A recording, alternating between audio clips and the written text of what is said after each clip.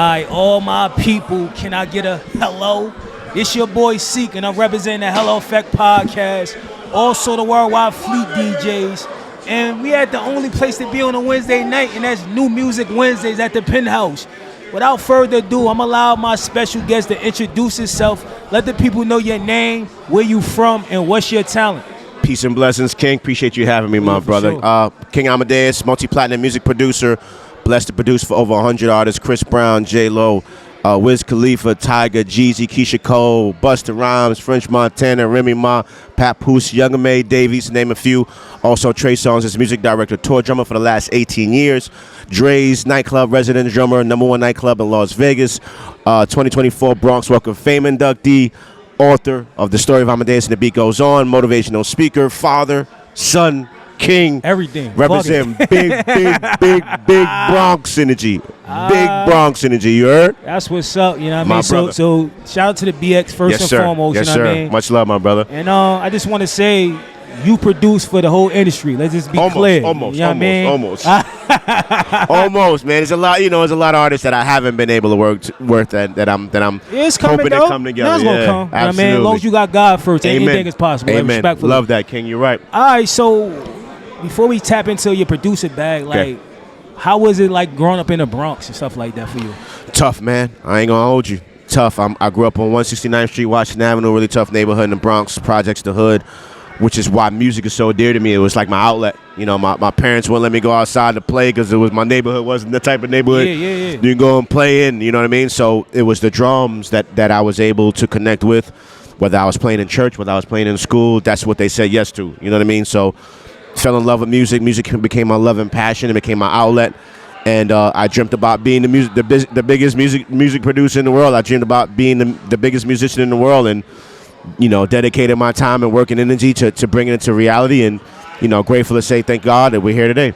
All right, so how big was your parents on putting that drum or pushing you to pursue something that you was passionate about? Right. Oh man, it was amazing. Like I got it. Like it's in my phone. Right. Of when people say, "Yo, I've been doing this since I was 3." Like, nah, it's right here. That's a fact. You know what I'm saying? Like right it's right here. No cap in his rap. No cap, man. So I'm grateful for my parents for believing in me. They didn't really understand the concept of me wanting to be a hip hop producer. So that was kind of frowned upon, them being churchgoers, and everything like that. It was a little tough. But God gave me these dreams, bro. And he gave me the visions that he gave me. I understand that not everybody's going to understand and see it. But it's for me to see it and for me to make true and bring it to life. So appreciate my parents, man, but it was a lot of lonely roads out there, bro. So what was your first placement, though? Like, Foxy Brown, man. Shout out to Foxy Brown. And it's crazy because I remember having her hanging up in my locker, the Il Nana album. So shout out to Foxy. Rest in peace, DMX. They were working on the Cradle to the Grave movie and soundtrack. We actually created the actual titled song for that movie and soundtrack. And now it's my first placement as a music producer. All right, so how long you been in the business, you said? 25 plus years, man. And how has the business been treating you? Because I hear a lot of... It's tough. It's no money in music. Is that just for the rappers or that's for producers also? I mean, I feel like the artist, if they handle their business, kind of really see more bread than we do. It's kind of a difficult thing being compensated for our production. You got a lot of young producers that's willing to do it for free, that's willing to lease beats, which is unheard of. We definitely didn't do that. So it makes it hard for a producer with a resume like myself to say, hey, I want 10 grand, I want 15 grand, I want 25,000. Back when I started, Timberland was getting 150 grand. Pharrell, the Neptune is getting 200,000. You know what I'm saying? So it's crazy that you're begging to get 5,000. You're begging to get 10,000. You're begging to get 2,500. Which is crazy. But, I love music. I feel like it's a God-given gift and talent. So I'll always continue to create music, but that's why I do so many other different things, because from a financial standpoint, it ain't what it used to be.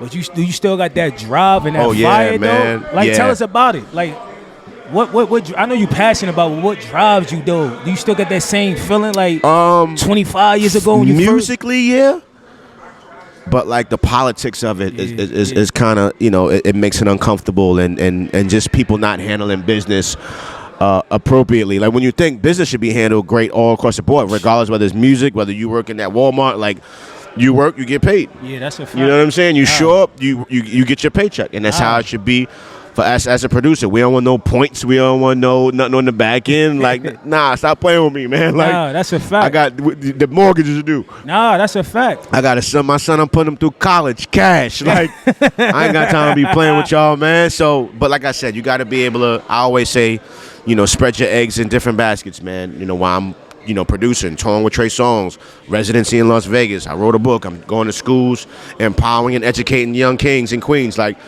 gotta be, because anything can slow down at any moment.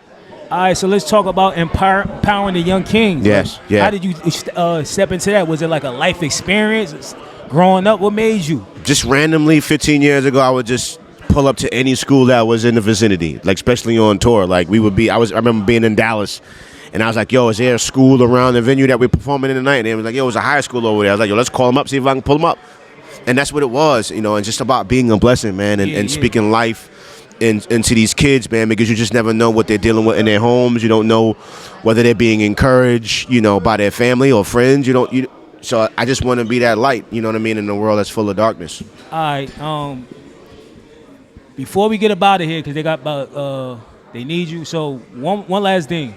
Name one thing that you currently love about today's hip hop, and name one thing that you miss about hip hop. Because you've been in the business for a long time. I know you've seen ups and downs, changes and stuff like that.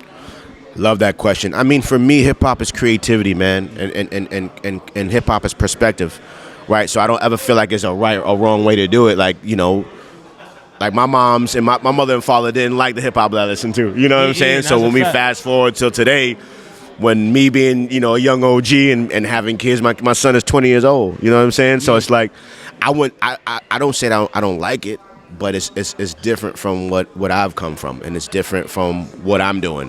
What do I miss? I miss artists like being true to who they are. That's a fact. Like, think about, like, when I came up, it was Wu-Tang, it was KRS-One, it was Black Sheep, it was Nas, it was Big. Nobody sounded like nobody. Like, everybody had your own unique style, sound, tone.